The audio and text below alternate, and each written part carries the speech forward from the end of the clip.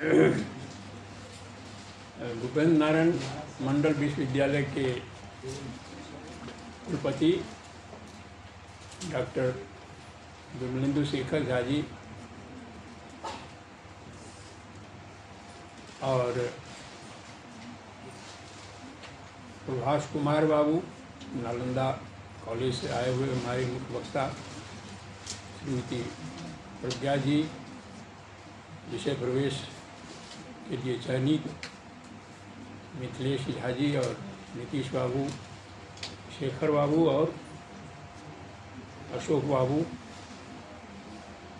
Meena ji PS college के नए प्राचार्य। आज का ये विषय युगानुशासनम बहुत ही उपयुक्त समय के अनुसार रखा गया है, क्योंकि अभी जो वर्तमान समय बीत रहा है, जिसे लोग कलयुग के नाम से जानते हैं, इसमें लोगों का मन या बच्चों का मन या वयस्कों का मन स्थिर नहीं रहता है।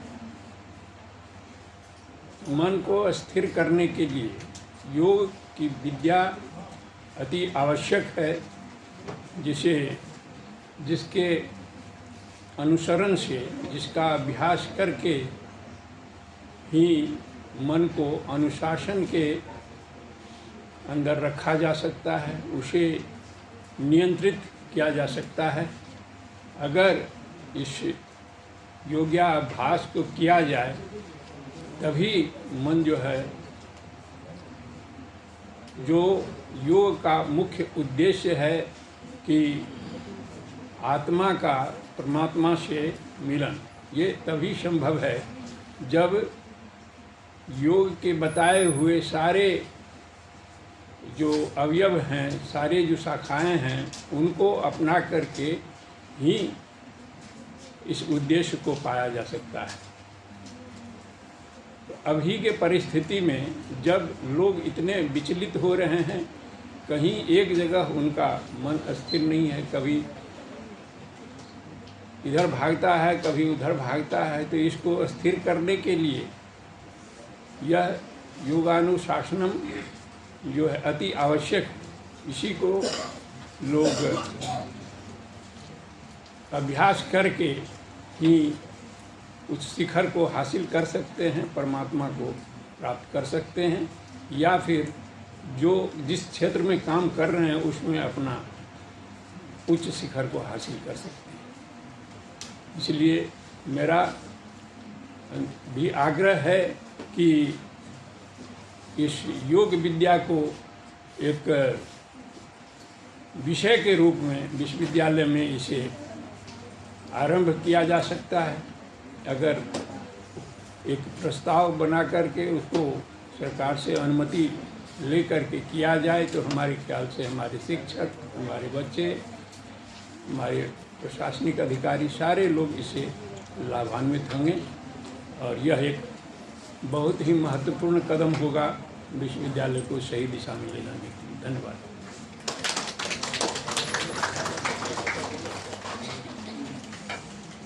धन्यवाद सर। कार्यक्रम को आगे बढ़ाते हुए आज के उद्घाटनकर्ता एवं मुख्य अतिथि विश्वविद्यालय के जो गार्जियन हैं, हमारे माननीय कुलपति सर विमलेंदु शेखर झा सर को मैं मंच पर बुलाना चाहूँगा। सर आकर अपने शब्दों से हम छात्रों और शिक्षकों को अनुरोध करें।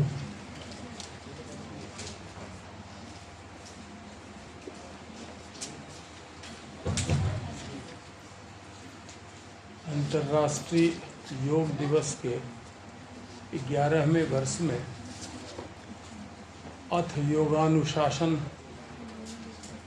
परिचर्या में इस विश्वविद्यालय के केंद्रीय पुस्तकालय सभागार में मंचासीन इसी विश्वविद्यालय के पूर्व कुलपति माननीय अनंत कुमार जी, जो मेरे व्यक्तिगत मित्र भी हैं, बहुत दिनों से हम लोगों का गहरा रिश्ता रहा है, चूँकि हम लोग एक विषय के हैं। नालंदा महाविद्यालय से मुख्य वक्ता के रूप में उपस्थित प्रोफेसर प्रभाष कुमार जी, मंचासीन इसी विश्वविद्यालय के मनोविज्ञान विभाग के विभागाध्यक्ष प्रोफेसर अशोक कुमार जी, आज की कार्यक्रम की आयोजिका डॉक्टर प्रज्ञा प्रसाद जी, सभागार में उपस्थित सभी विद्वान विभागाध्यक्षगण, शिक्षकगण, प्रधानाचार्यगण, छात्र और छात्राओं, अभी मैंने गंभीरता से लोगों को सुना। मैं तो विज्ञान का छात्र हूँ और विज्ञान तो हर वक्त अनुशासन ही सिखाता है। विज्ञान कहता है कि आप जैसे फिलॉसफी है, साहित्य है, निबंध लिखते हैं, बहुत कुछ लिखते हैं, तो बहुत सारे पेजेस आप में लिख सकते हैं। विज्ञान विश्वास करता है कि आपकी कला ऐसी होनी चाहिए कि कम से कम स्पेस में अधिक से अधिक बात को रख दें। यह वैज्ञानिक पक्ष आज के पढ़ाई का भी है। और योग जो है, योग तो हमें अनुशासन की ओर ले जाता है। तो यह सबसे बड़ा आवश्यक तथ्य यह हो जाता है कि लोग स्वयं अनुशासित रहें। किस प्लेटफॉर्म पर क्या बोलना चाहिए, इसका भी हमको एहसास होना चाहिए। किसी प्लेटफॉर्म को इसके लिए नहीं यूज़ करना चाहिए। छात्रों की आवाज़ ऑलवेज सुनी जाती है। एक और अभी कहा गया कि यहाँ फेल को पास किया जाता है और वही कहा जाता है कि छात्र के लिए पुलिस बुलाई जाती है। छात्रों का प्रधान रहता है विषय। मैं इस पर नहीं बोलना चाहता था, बोलना भी नहीं चाहिए, बिल्कुल अनुशासित रहना चाहिए कि फेल को पास कीजिए, पुलिस नहीं आएगी। खैर, इस सब बात पर अभी चर्चा करने की बात ये नहीं थी। ऐसा किस आयोजन में किस मौके पे क्या बोलना चाहिए, इसका तो सबों को ख्याल रखना चाहिए। लेकिन एक बात तो जरूर है कि आज के यह कार्यक्रम का आयोजन करके इस दिशा में प्रज्ञा जी ने जो पहल की वह काबिल तारीफ है। इन्होंने मुझसे आकर के कहा कि योग से मैं जुड़ी हुई हूँ, तो मुझे लगता है कि अगर आप मुझे अवसर दें तो मैं एक कार्यक्रम का आयोजन करूं। तत्क्षण मैंने इनको कहा कि दिया, और जो आपको इसमें चाहिए उस तरह से कीजिए। मेरा कॉपरेशन नियमानुकूल अनुशासित ढंग से सबों को मिलता है। किसी को भी, हम अगर कुलपति हैं तो मुझे भी अनुशासन तोड़ने का कोई हक नहीं है। शिक्षक को तो स्वयं पहले अनुशासित और मर्यादित होना चाहिए, तभी हमारे शिक्षक ही होते हैं छात्र के रोल मॉडल। तो योग की ओर अगर हम जाएंगे तो पहले हम खुद डिसिप्लिन्ड होंगे।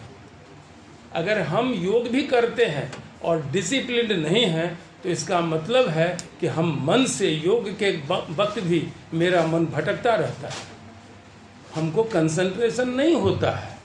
तो अगर मेरा अपील इस अवसर पर यही होगा कि ऐसे कार्यक्रम का सबसे अधिक उपयोग तब होगा कि योग को आप जीवन का, गीता क्या है? जीवन का एक दर्शन है, जीवन जीने का वो सिखाता है, वे ऑफ लाइफ है।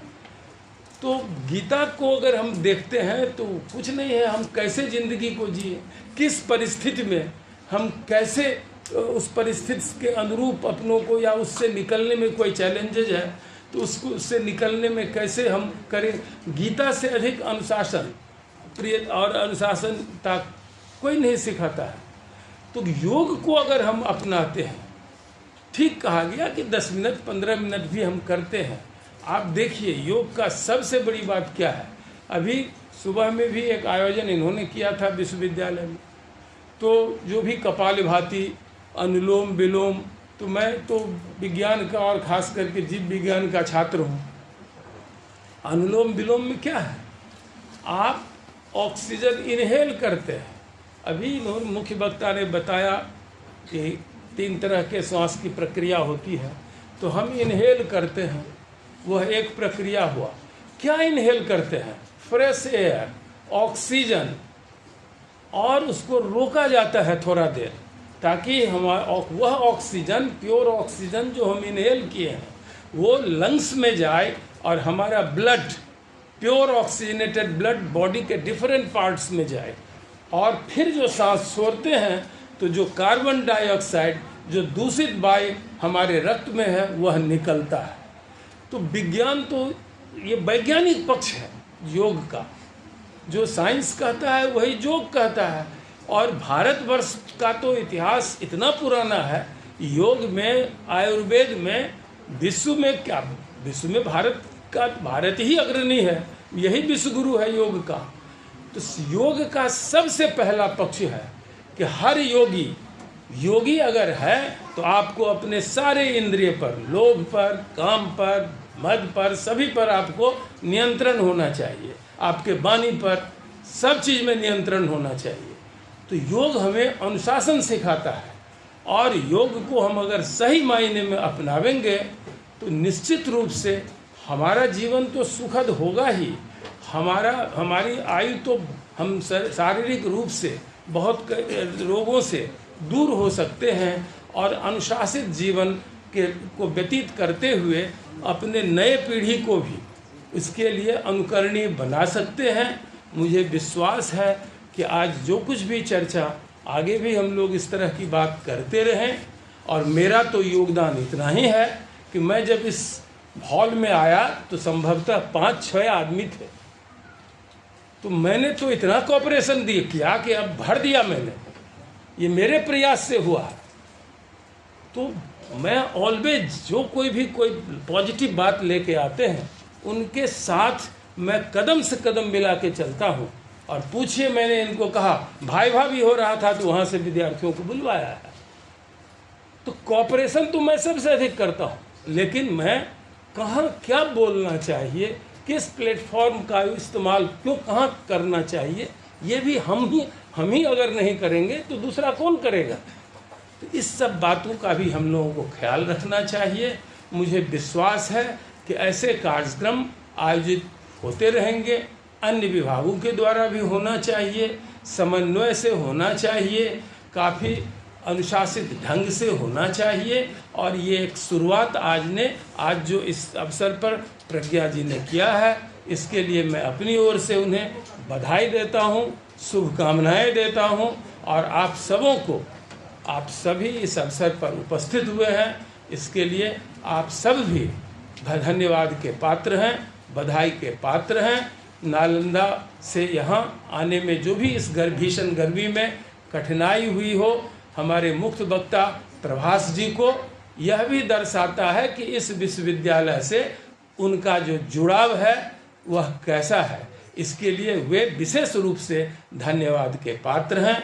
आप सबों को एक बार पुनः, और ख़ास करके मेरे मित्र अनंत बाबू, जो इस उम्र में भी और आज जैसे वेदर में भी 30 किलोमीटर के डिस्टेंस को तय करके और ये आपके कार्यक्रम में शरीक हुए हैं, तो इन्हें तो विशेष रूप से ये बधाई के पात्र हैं। मैंने इनको जब देखा तो मैंने कहा कि यहाँ क्यों हैं, आइए। तो मैंने कहा कि आप आए, हमको कह दिए होते, आप मेरे यहाँ आते, साथ आते हम लोग। लेकिन इनकी सहजता देखिए, कहे कि नहीं आए भी गलो, फिर भेटते। तो आपको अनंत बाबू, मैं अपनी ओर से विशेष रूप से आपके प्रति आभार भी व्यक्त करता हूँ। और एक बार पुनः आप सबों को शुभकामनाएं देते हुए बहुत अंतर्राष्ट्रीय इस योग दिवस के अवसर पर बहुत शुभकामनाएं। धन्यवाद।